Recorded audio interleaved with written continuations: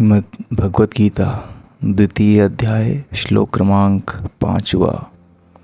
इसलिए इन महानुभाव गुरुजनों को न मारकर मैं इस लोक में भिक्षा का अन्न भी खाना कल्याणकारक समझता हूँ। अर्जुन अपने गुरुजनों को नहीं मारना चाहता है, तो वो कह रहा है कि ये तो बड़े महान मनुष्य हैं और उन्हीं को अपना वो गुरुजन जानता है, समझता है, जो कि भीष्म पितामह और गुरु द्रोणाचार्य की बात कर रहा है। अब आप देखिए, भीष्म पितामह उनके अर्जुन के परदादा हैं, जैसे कि रिश्ते नातेदार होते हैं। और गुरु द्रोणाचार्य वास्तविक में गुरु नहीं, शिक्षक हैं।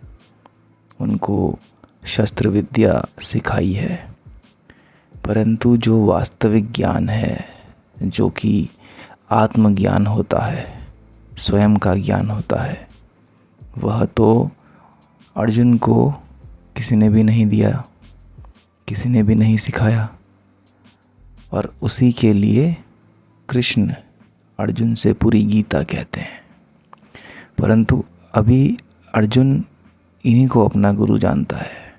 तभी तो देखिए, श्लोक में कहता है कि इन महानुभाव गुरुजनों को, उसे पता ही नहीं कि वास्तविक गुरु की परिभाषा क्या होती है। वास्तविक गुरु की यही परिभाषा है, जो आपको आपसे ही मिला दे, जो तुमको तुमसे ही मिला दे, वही वास्तविक गुरु है। तो अर्जुन विरोध कर रहा है कि नहीं, इनको नहीं मारूंगा। जैसे कि एक आज का इंसान जो कि आम चेतना वाला है, सोई हुई चेतना वाला है, तो वो यही तो कहता है कि नहीं, सत्य किसी के सामने नहीं बोलना है, बिल्कुल नैतिक बन जाओ, कोई नहीं, नैतिकता चलती है लेकिन सत्य नहीं चलता है। जो आत्मिक है उसकी कोई बात नहीं करनी चाहिए। तो ये कुछ वही बात है, क्योंकि हमने गलत लोगों को अपना आइडल बना रखा है, जिनको हम देखते हैं, जिनके जैसा हम बनना चाहते हैं। क्योंकि हमें पता ही नहीं होता है कि श्री कृष्ण कौन है, कौन पूजनीय है, कौन पूजनीय नहीं है। इसका ज्ञान तो हमें होता ही नहीं है। तो ये उसी का सार भाव है, वरना कैसे अर्जुन उनको महानुभाव गुरुजन कह रहा है, जबकि वो तो अधर्म के खिलाफ खड़े हैं ना, अधर्म के साथ खड़े हैं, धर्म के खिलाफ खड़े हैं। तभी तो दुर्योधन के पक्ष से युद्ध कर रहे हैं। तो वो कहता है कि इससे अच्छा है कि मैं भिक्षा का अन्न खा लूँगा, वो भी बहुत कल्याणकारक है।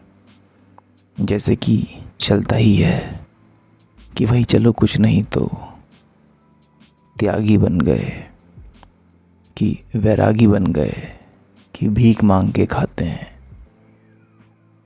तो ये वही है कि सच्चाई का साथ ना देना पड़े तो यही सब करो, कि भिक्षा करो, कि गरीबी में जियो, सूखे जैसे, अकाल, बिल्कुल कोई गूंज ही नहीं सच्चाई की, कोई परछाई ही नहीं श्री कृष्ण की।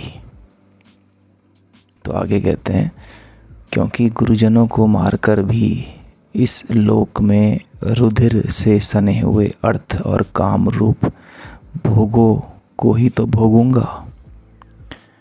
मतलब कि अर्जुन कह रहा है कि अगर मैंने इनको मार भी दिया तो भी लहू से, खून से सने हुए अर्थ और काम रूप भोग को ही तो भोगूंगा। माने कि जब जीत जाऊंगा तो फिर जो भी राजपाट मिलेगा उसके पीछे तो एक लहू की धारा होगी।